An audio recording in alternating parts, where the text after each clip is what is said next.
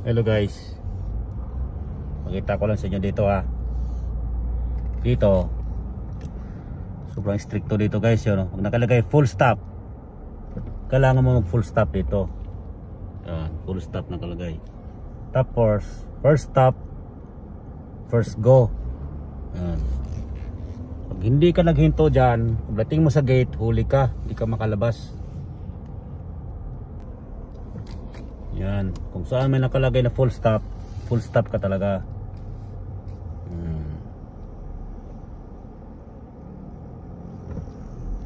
First stop, first go. Kasi pagdating sa gate, dahil nakakamera yan dyan kanilang kalsada, nakamonitor yan dito. Pagdating mo sa gate, huli ka, hindi ka makakalabas. Ganon guys, kahigpit doon sa kanila, doon sa gate sa subdivision na yan. Ganon kahigpit, monitor dyan. Lahat ng pag may nakalagay slow down ka.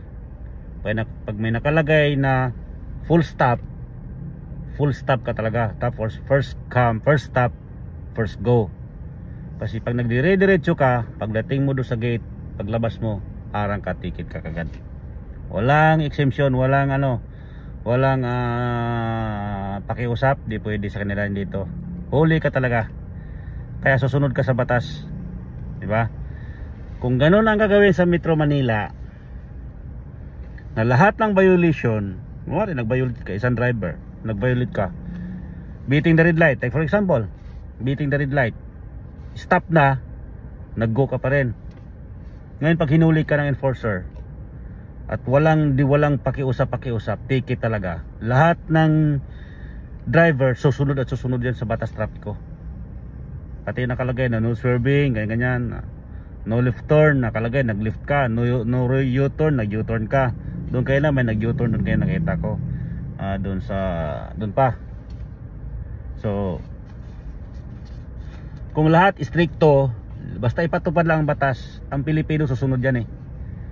Pero kung lahat ay puro pakiusap, wala, abusuhin ng mga Pinoy kasi nadadala sa pakiusap. Ang iba nadadala sa alam mo na, sasabihin baka naman dyan, gaganunin. Alam naman kung magkano ang violation nito.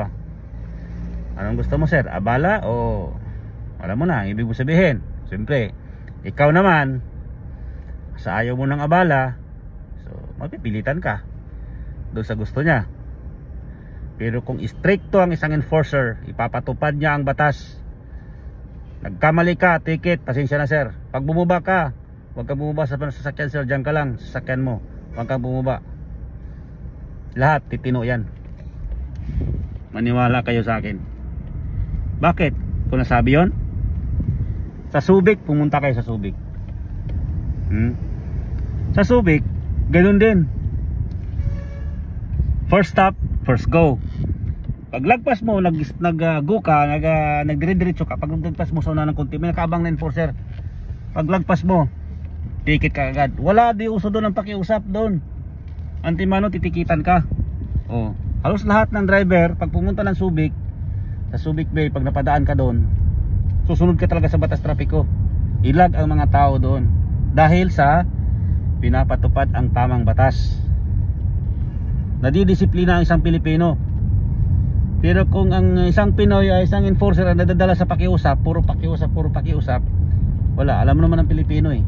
Hindi naman lahat. Hindi lahat Pero karamihan sa mga Pinoy puro pakiusap.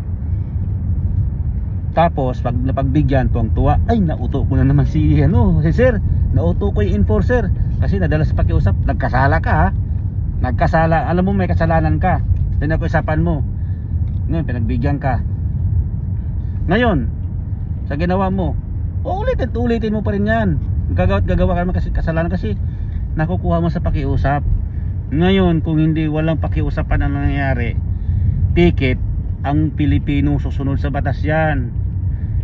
Lalo na kung mataas ang penalty, sigurado. Di ba?